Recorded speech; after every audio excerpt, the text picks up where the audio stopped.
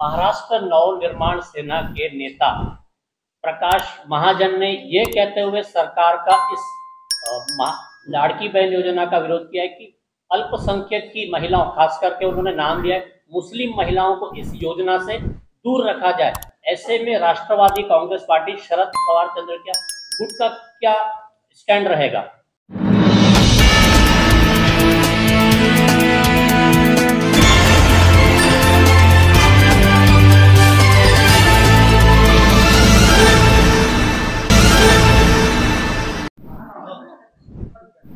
विधानसभा के चुनाव को ध्यान में रखते हुए राष्ट्रवादी कांग्रेस पार्टी शरद चंद्र पवार नागपुर जिला ग्रामीण की तरफ से हम लोगों ने एक डिमांड रखी है कि हम लोगों को हिंगना और काटोल के अतिरिक्त एक एडिशनल सीट हमें लड़ने के लिए दी जाए।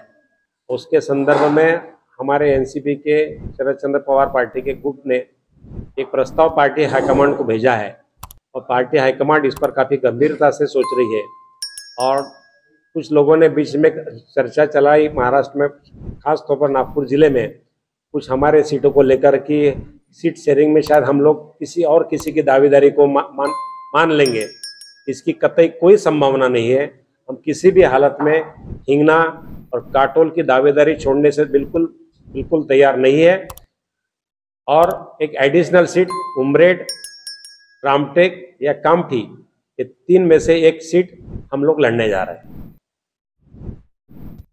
बिजली बिल के ऊपर में स्मार्ट मीटर के अलावा प्रीपेड मीटर भी सरकार लाने जा रही थी, जिसे अभी स्थगित कर दिया गया।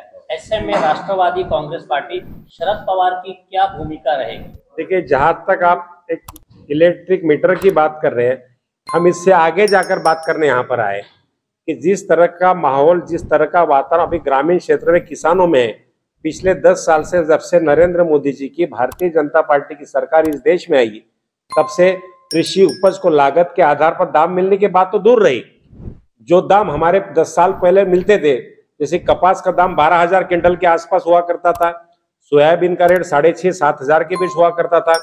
पिछले 10 साल में किसानों की हालत यह है कि हम लोगों को कपास को 6-6.5 हजार रुपए में बेचना पड़ रहा।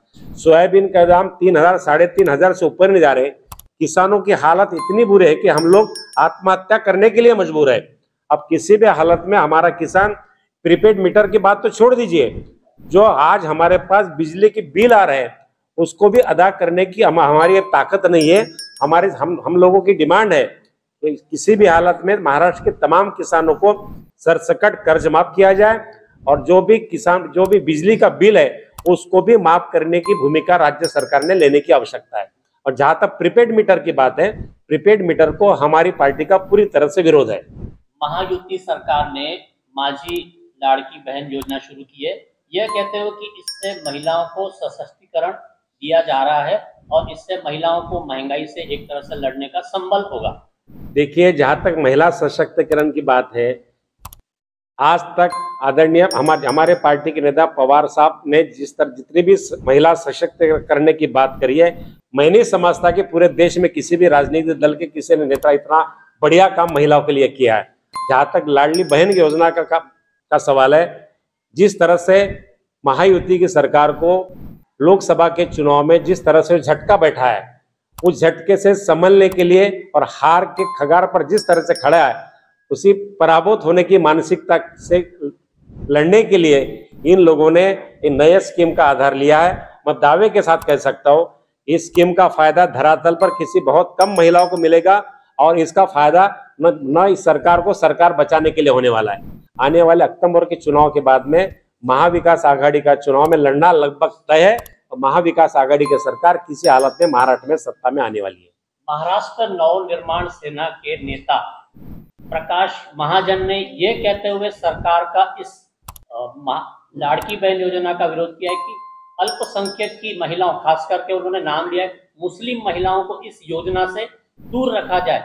ऐसे में राष्ट्रवादी कांग्रेस पार्टी शरद पवार चंद्र गुट का क्या स्टैंड रहेगा? मैं उनके जो उन्होंने वक्तव्य दिया है उन पर रिस्पॉन्ड करने में भी हमें शर्म आती है। मैं नहीं समझता कि उन पर प्रतिक्रिया देने की आवश्यकता है। उनका वक्तव्य प्रतिक्रिया देने लायक भी नहीं हमारे दृष्टि से।